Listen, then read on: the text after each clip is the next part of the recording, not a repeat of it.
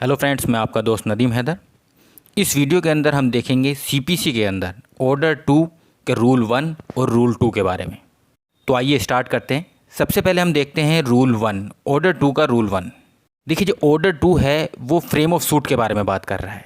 मतलब कि वाद की विरचना, वाद को कैसे तैयार किया जाए या तैयार करते समय किन चीज़ों का ध्यान रखा जाए, उसके बारे में बात कर रहा है। इसमें सबसे पहले हम जो देखेंगे वो रूल 1 देखेंगे। तो जो रूल 1 है वो ये कहता है कि एवरी सूट, हर सूट जब आप तैयार कर रहे हैं, फ्रेम कर रहे हैं, तो फ्रेम करते हुए आप ये चीज़ ध्यान रखें कि पार्टीज़ के बीच में जो आपस में डिस्प्यूट है उससे रिलेटेड जितने भी ग्राउंड्स हैं वो सभी उस सूट के अंदर मेंशन होने चाहिए, ताकि फर्दर लिटिगेशन से, दोबारा मुकदमा करने से बचा जा सके और उन पार्टीज़ के बीच में जो डिस्प्यूट है वो पूरी तरह से डिस्पोज हो सके, ख़त्म हो सके। तो चाहे आप प्लेंट तैयार कर रहे हों, चाहे आप रिटन स्टेटमेंट तैयार कर रहे हों, मतलब कि वाद पत्र तैयार कर रहे हों या पर प्रतिवाद पत्र तैयार कर रहे हों, उसके अंदर आप सभी ग्राउंड्स मेंशन करेंगे। सभी मैटर जो डिस्प्यूट से रिलेटेड हैं वो सभी मैटर आप उसमें मेंशन करेंगे, ताकि जो प्लेंटिफ और डिफेंडेंट के बीच में जो डिस्प्यूट है वो पूरी तरीके से डिस्पोज हो सके, ख़त्म हो सके। देखिए, रूल 1 अगर आप रीड करेंगे तो उसमें एक वर्ड यूज़ किया गया है, एज़ फार एज़ प्रैक्टिकेबल। तो इसका मतलब ये है कि कोर्ट जो है हर केस के अंदर ये चीज़ देखेगी कि क्या प्लेंटिफ के लिए ये चीज़ प्रैक्टिकेबल थी या मुमकिन थी कि जो कॉज ऑफ एक्शन उसने छोड़ दिया है या फिर वो भूल गया है उस सूट के अंदर लेना, क्या वह ले सकता था उस सूट के अंदर या नहीं। रूल 1 जो है वो जनरल प्रिंसिपल के बारे में बात कर रहा है। वो ये कह रहा है, अगर कोई प्लेंटिफ कोई सूट डाल रहा है तो उस सूट के अंदर वो डिस्प्यूट से रिलेटेड जितने भी ग्राउंड है या उस सूट से रिलेटेड जितने भी ग्राउंड है वो उस सूट के अंदर सारे मेंशन करे। ऐसा ना हो कि कोई भी ग्राउंड रह जाए और उसके लिए फिर वो बाद में दोबारा से एक और सूट डालें। अब बात करते हैं ऑर्डर 2 के रूल 2 के बारे में। ऑर्डर 2 का बहुत ही इम्पोर्टेंट रूल है। ऑर्डर जो रूल 2 है, जो रूल 2 है, रूल 2 का सब रूल 1 कहता है कि प्लेंटिफ जो वादी है वो अपने वाद के अंदर, हर सूट के अंदर, वाद के अंदर पूरा क्लेम, पूरा दावा पेश करेगा जो कि जिसे वह कॉज ऑफ एक्शन से रिलेटेड करने के लिए एंटाइटल है या हकदार है।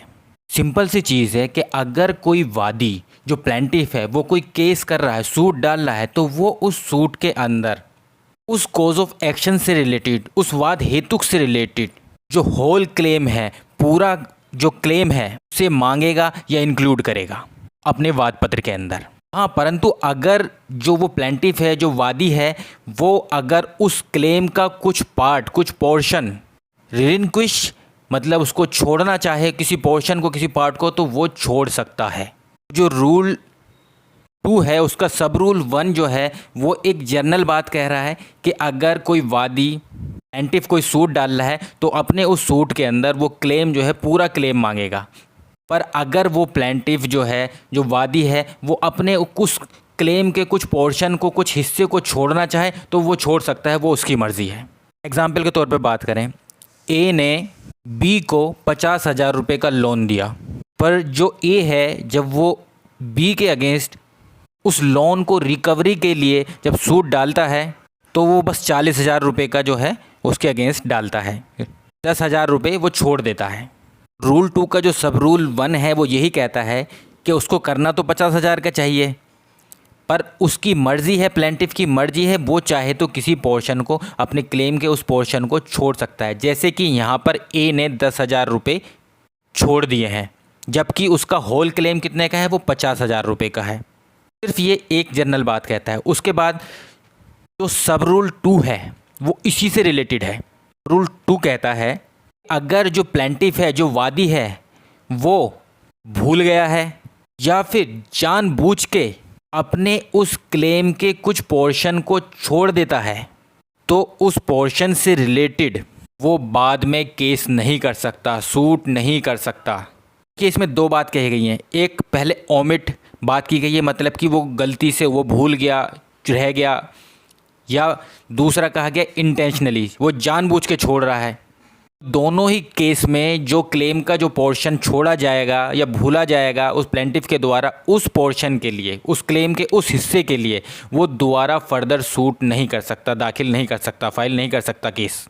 जैसे कि पुराने वाले ही एग्जाम्पल में हम देख लेते हैं कि अगर इन्हें जो कि 10,000 रुपये छोड़ दिए थे, 50,000 में से उसने 40,000 के लिए क्लेम किया था, सिर्फ 10,000 रुपये छोड़ दिए थे, तो बाद में अगर ए बी के खिलाफ 10,000 रुपये के लिए क्लेम और करना चाहे तो वो नहीं कर सकता, वो बार कर देगा सेकंड सूट को। इससे रिलेटेड एक एग्जांपल और देख लेते हैं। एग्जांपल है कि ए ने अपना हाउस जो है वो बी को रेंट पे दे रखा है 50,000 रुपये साल के। बी जो कि ए का किराएदार है, बी ने उस हाउस का, उस घर का किराया जो है 2018 से नहीं दिया, ना 2018 में दिया, न 2019 में दिया, न 2020 में दिया, न 2021 में दिया। मतलब कि जो 4 ईयर है, 4 ईयर का जो रेंट है वो बी के ऊपर ड्यू है, जो कि अनपेड है।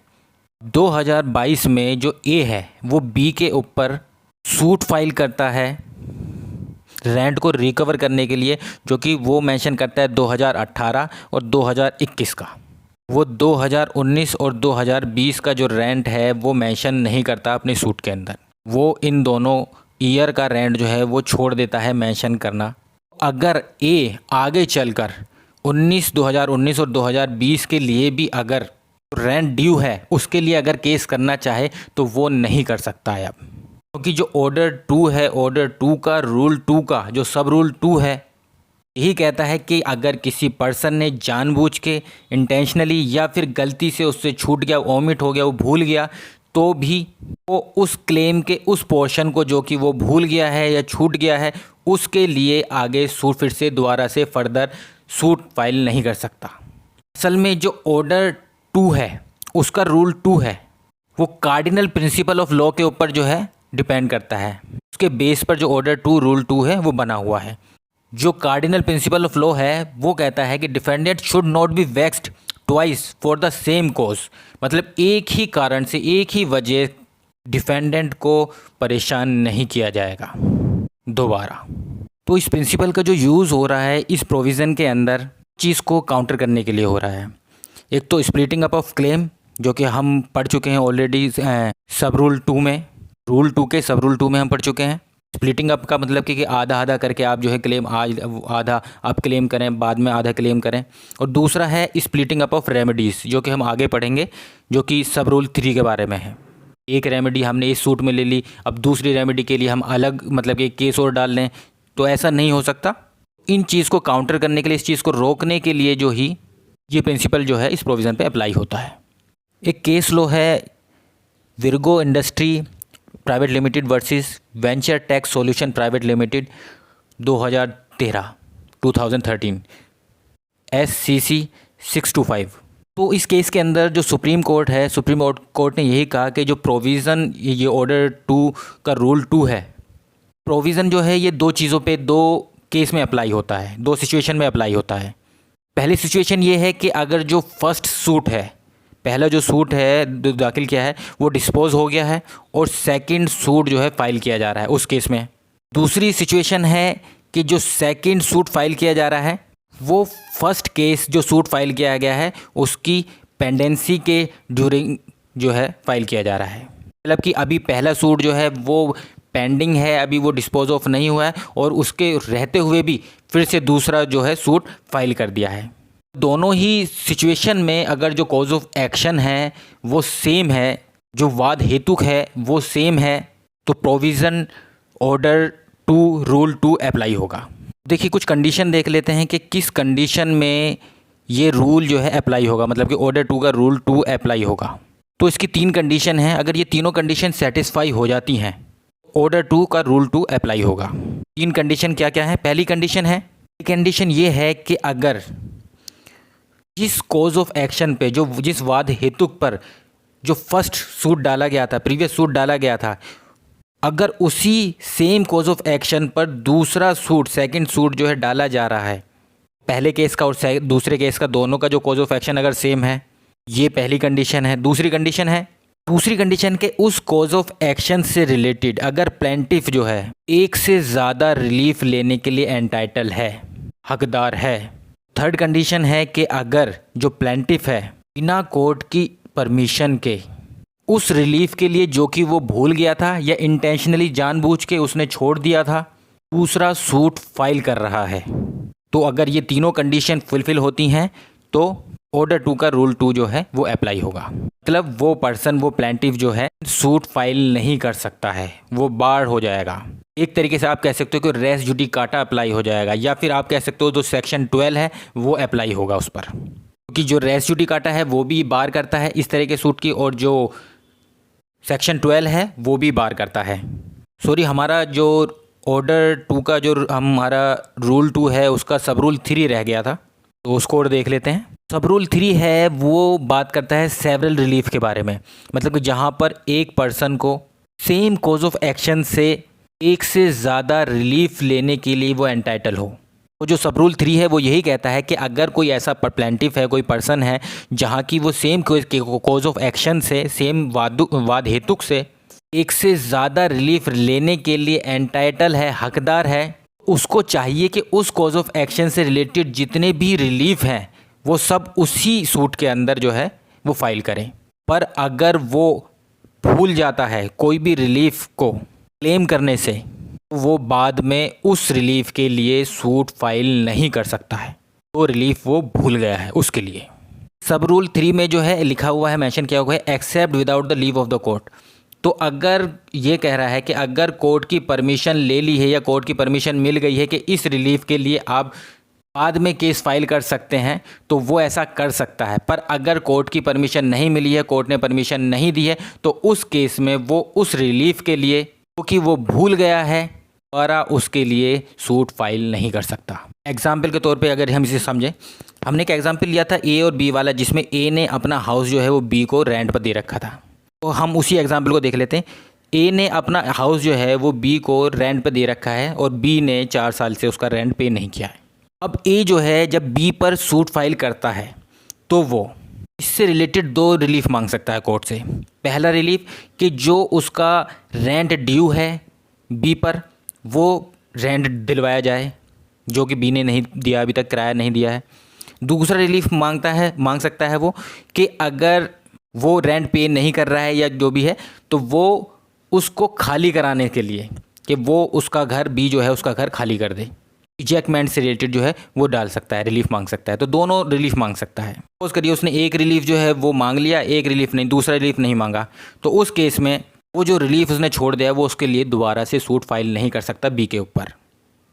देखिए जल्दी से हम जो सब रूल 2 जो रूल 2 है, ऑर्डर 2 का रूल 2 है, उसके जो 3 पॉइंट हैं, सब रूल 1, सब रूल 2, सब रूल 3 देख लेते हैं कि हमने क्या क्या पढ़ा।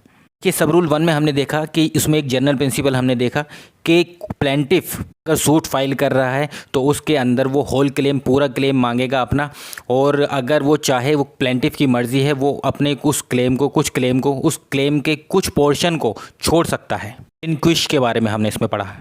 इसी से रिलेटेड जो सब रूल 2 था वो ये था, इसी से कनेक्टेड, कि अगर जो पोर्शन, जो क्लेम का जो पोर्शन उसने इनक्विश कर दिया है, छोड़ दिया है, अब चाहे वो गलती से छोड़ दिया हो, उसने ओमिट कर दिया हो, भूल गया, या फिर इंटेंशनली जानबूझ के छोड़ दिया हो, उस पोर्शन के लिए, उस छूटे हुए पोर्शन के लिए, उसके लिए वो दोबारा से बाद में फर्दर क्लेम नहीं कर सकता है।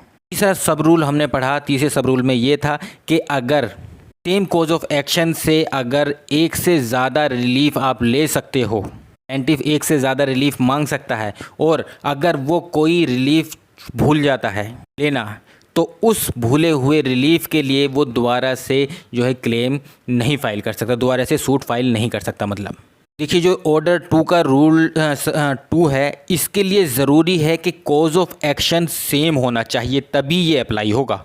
अगर कॉज ऑफ एक्शन सेम नहीं हुआ, कॉज ऑफ एक्शन जो है वो डिफरेंट है, तो उस केस में ये जो रूल 2 है ये अप्लाई नहीं होगा। हमने इस प्रोविज़न को, ऑर्डर 2 का रूल 2 को अप्लाई करने के लिए 3 कंडीशन पड़ी थी कि कब ये, अगर 3 कंडीशन फुलफिल होंगी तब ये अप्लाई होगा। कौन कौन सी 3 कंडीशन थी, फिर से जल्दी से देख लेते हैं। देखिए आपको ध्यान में रखने के सेम कॉज ऑफ एक्शन होना चाहिए।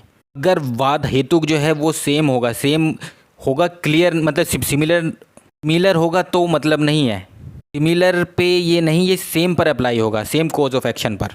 पहली कंडीशन क्या थी? पहली कंडीशन हमने पढ़ी कि अगर सेम कोज ऑफ एक्शन के होते हुए उस पर्सन ने पहले भी सूट एक डाला है और अब दूसरा सूट डाला है सेम ही कोज ऑफ एक्शन पर, पहला वाला सूट चाहे डिस्पोज ऑफ हो गया हो या फिर अभी तक पेंडिंग हो, ये एक अलग मैटर है, उस पर भी ये जो रूल है, ये प्रोविज़न जो है अप्लाई होगा। तो ये ऑर्डर जो मतलब कि कंडीशन 1 है। कंडीशन 2 है कि टिफ के पास जो है सेम कोज ऑफ एक्शन पर जो है उससे रिलेटेड जो है एक से ज़्यादा रिलीफ हो। तीसरी कंडीशन है बिना कोर्ट की इजाज़त के जो रिलीफ वो लेना भूल गया था उसके लिए, चाहे वो जानबूझकर भूला हो, गलती से भूल गया हो, उसके लिए वो सेकंड सूट फाइल कर रहा हो। तो अगर ये तीनों कंडीशन फुलफिल हो जाएंगी तो ऑर्डर 2 रूल 2 अप्लाई होगा। देखिए बार बार हम कहे जा रहे हैं same cause of action, same के कोज ऑफ एक्शन। अब हम पता कैसे लगाएंगे कि सेम कोज ऑफ एक्शन है या नहीं है? कि उसकी ये कंडीशन फुलफिल होगी सेम कोज ऑफ एक्शन तभी, और जो 3 कंडीशन बताई हैं मतलब तभी ये रूल जो है ये अप्लाई होगा। कि इसका हम रफ़ टेस्ट इस तरीके से कर सकते हैं, ये कंक्लूसिव नहीं है, ये एक रफ़ टेस्ट है। सेकंड सूट में जो कोज ऑफ एक्शन है वो सेम है जो कि फॉर्मर सूट में था, मतलब पहले वाले सूट में था। इसका पता इस चीज़ से लगाया जा सकता है अब ये देखकर कि जो दोनों सूट हैं उसमें एविडेंस जो है सेम तो नहीं है। अगर दोनों सूट में सेम एविडेंस है तो इसका मतलब है वो सेम कोज ऑफ एक्शन है। देखिए ये एक रफ़ टेस्ट है, मैं फिर से आपको बता रहा हूँ कि ये सिर्फ एक रफ़ टेस्ट है, कंक्लूसिव टेस्ट नहीं है। अगर कोज ऑफ एक्शन जो है वो डिफरेंट है तो उस केस में जो बार है सेकंड सूट पर वो अप्लाई नहीं होगा और ऑर्डर 2 रूल 2 अप्लाई नहीं होगा। कुछ एग्जांपल देख लेते हैं। सपोज़ करिए कई सालों का जो रेंट है वो ड्यू है किसी पर्सन के ऊपर और जो प्लेंटिफ है वो सिर्फ 1 ईयर का क्लेम करता है रेंट और दूसरे ईयर का जो है वो छोड़ देता है, तो फिर जो बचे हुए जो ईयर हैं उनके लिए वो फिर से सूट फाइल नहीं कर सकता। इसी तरीके से अगर कोई पर्सन जो है स्पेसिफिक पर जो कॉन्ट्रैक्ट है उसके स्पेसिफिक परफॉर्मेंस के लिए सूट कर रहा है, तो अगर वो सब्सिक्वेंट सूट जो है दूसरा सूट इस वजह से कर रहा है कि जो उसको डैमेज हुआ है उसके फेलियर ऑफ परफॉर्मेंस के लिए, मतलब जो उसने कॉन्ट्रैक्ट पूरा नहीं किया उसकी वजह से जो डैमेज हुआ है उसको उस डैमेजेस को मतलब कंपनसेशन के लिए करा है उसने, कॉन्ट्रैक्ट के टूट जाने की वजह से जो उसको नुकसान हुआ उसकी वजह से जो किया करा है उसने सूट, तो वो नहीं कर सकता अगर उसने पहला सूट जो है वो स्पेसिफिक परफॉर्मेंस के लिए कर रखा है।